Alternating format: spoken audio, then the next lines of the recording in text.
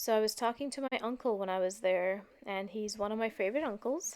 He's the closest thing I have to a father figure, which sounds funny. Like, I have a father, but my father was never really involved in my life. We lived in the same house and everything. But my father, he was always working. His career was always very important to him. So even though I have a father, I don't really have a father. You've got a father, you live in the same house, you're in the same space, but yet your father never talks to you, never notices you. He's just busy with work and making money, which is what my father was doing. My father was always working and making money, and that is how distanced my father was from me and how little he was ever part of my life. So this uncle that I have in India, who I see barely like ever, he was telling me this story that for about 1 year, he had to work a lot. He had to work long, long hours. He would be working just mostly all day.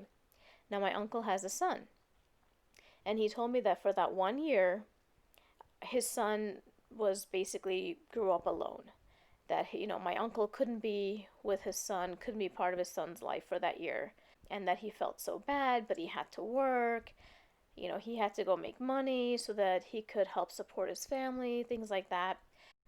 And it didn't occur to me at the time because I was just listening to him.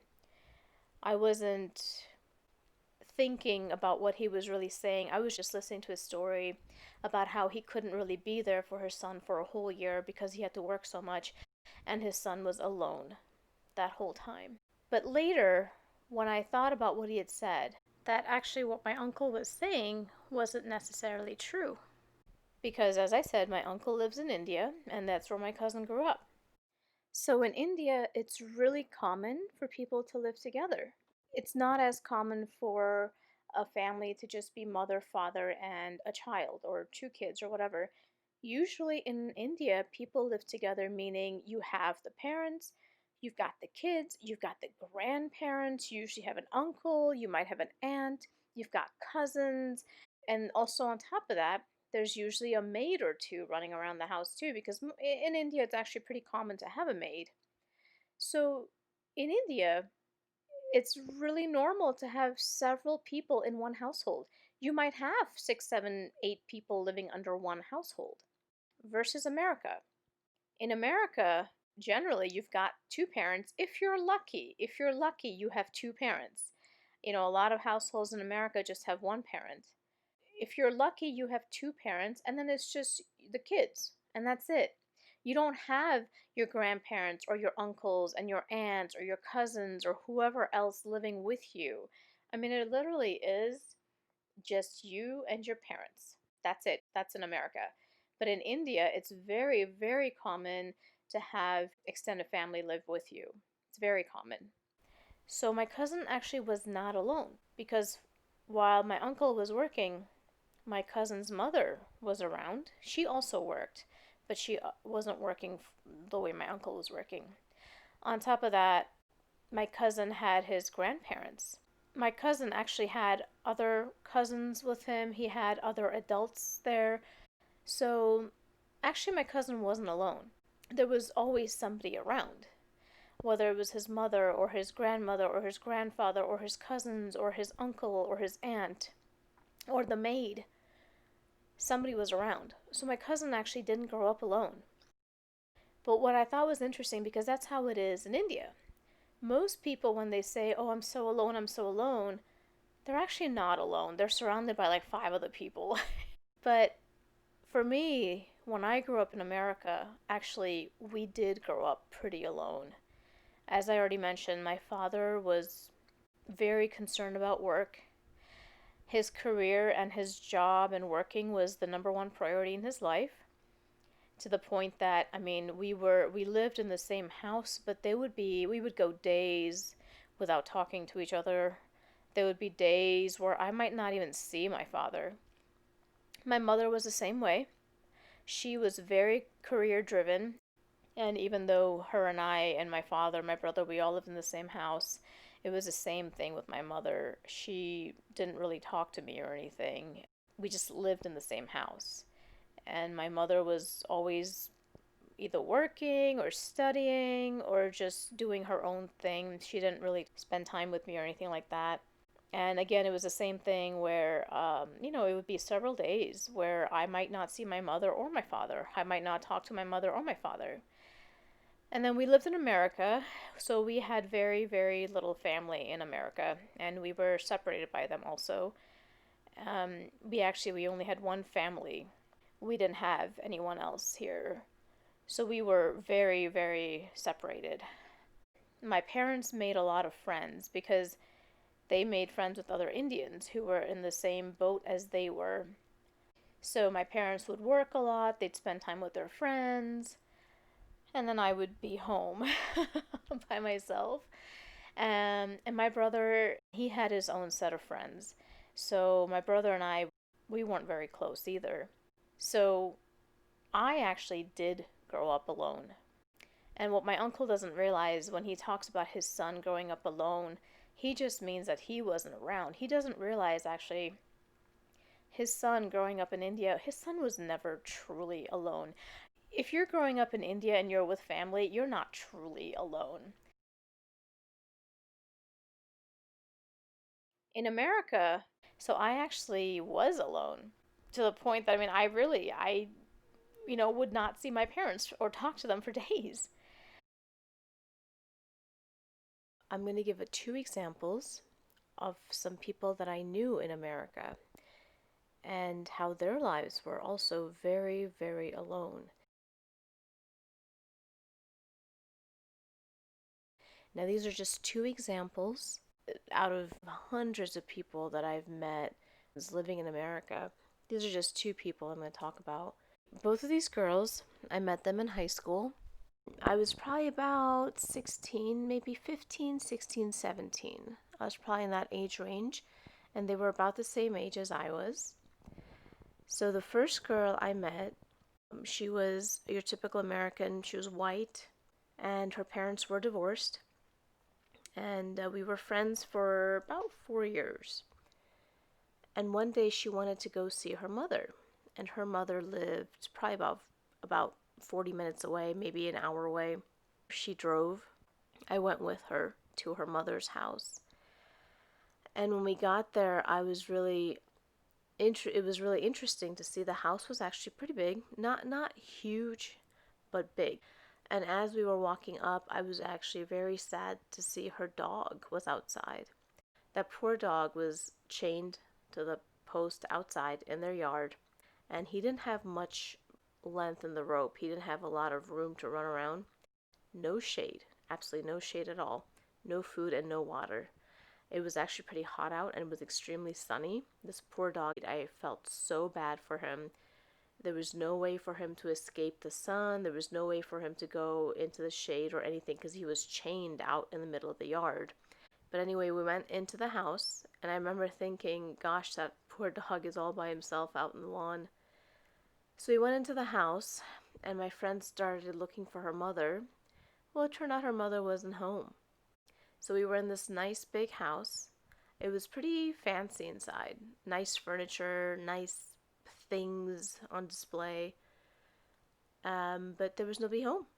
So we walked around in her house and she showed me her old room and everything because her parents were divorced, so she didn't live with her mother, she lived with her father. And there was nobody there, nobody in the house. We waited for more than 1 hour. It might have been actually closer to 2 hours. Her mother never came home. So this whole time it was just her and me in this big empty house. There was nobody there.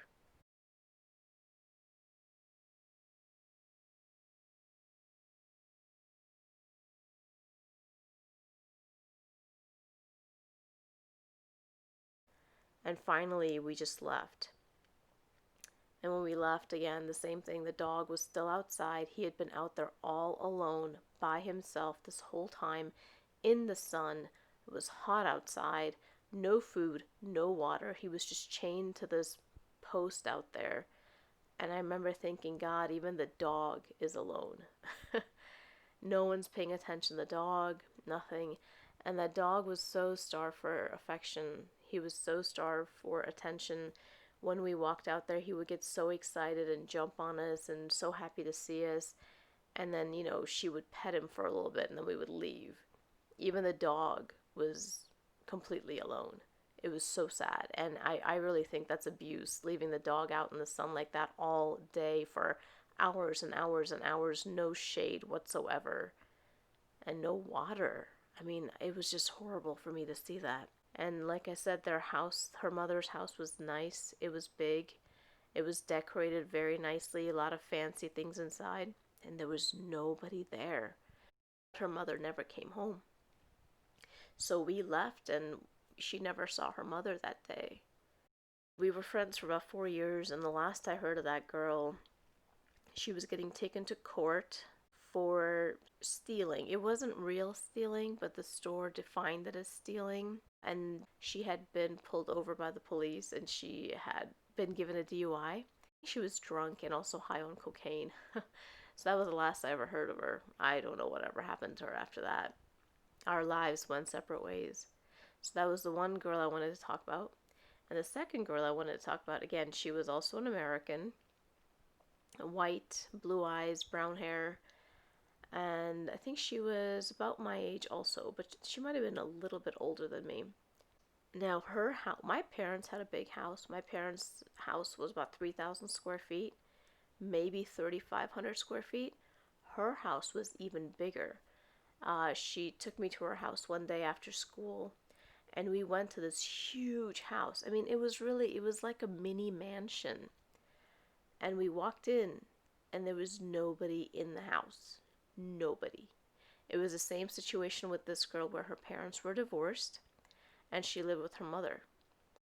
So we walked in, and in this huge house, there was nobody there. And she did whatever she needed to do, got whatever she needed, and then we left again. And this girl, her mother was obviously very rich. So when she turned 16, her mother bought her a car. So this girl crashed that car.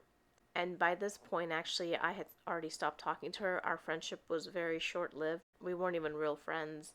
We just hung out for a few weeks. She was really spoiled and so hard to get along with. And she drove like a maniac. We almost crashed a couple of times when I was with her in the car. I just couldn't be her friend after a while. Her mother bought her a car when she turned 16. She crashed that car. So her mother bought her another car. And apparently what I heard was that she crashed the second car as well. But so it was interesting because they had this huge house and only two people lived there, her and her mother. And when we were there, her mother wasn't even there. It was just a completely empty house. A huge house that was completely empty. And it was like that all the time. That's just how it was. It was like this for a lot of people I knew, including myself. We would go and it'd be this huge house and there would be nobody there. You would just be there by yourself, all alone. It was just a very, very big difference between what is considered alone in India and what is actually alone in America. And when I say we were alone in America, we were alone in America. You go into your house and nobody is there. It's just you alone in this 4,000 square foot house. Nobody else is around. So, what my uncle in India, I understand he feels bad. He had to work that 1 year and he thinks his son was alone. And also, he said he just worked that hard for 1 year. But it's different when you come to America and it's like this every year for 10 years or for 20 years or for 30 years. And you grow up very isolated. And you grow up, I mean, truly alone in a 3,000 square foot house by yourself and no one's around. And you are the only person in the house. And like I said, I did have friends and sometimes I would be with them, but a lot of times I would be alone. My friends were busy doing whatever. They were just doing their own thing. And I would literally I would just go out by myself. I would go out to eat by myself as a young adult, even as a teenager. I would go out by myself just to eat. I went to movies by myself alone. I even took some trips by myself completely alone.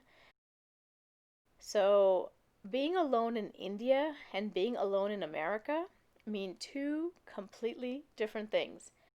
If you're living in America and saying that you're alone, you are alone. Maybe you have a cat or a dog with you, but you are alone because you have no human company. So it is an interesting comparison between cultures, and most people will never really understand how deep that loneliness is in America. But I think in America too, it's just a way of life, that separation of people. It's just kind of a way of life. And in India, I think, you're always with somebody. So you might feel lonely, but you're not actually alone.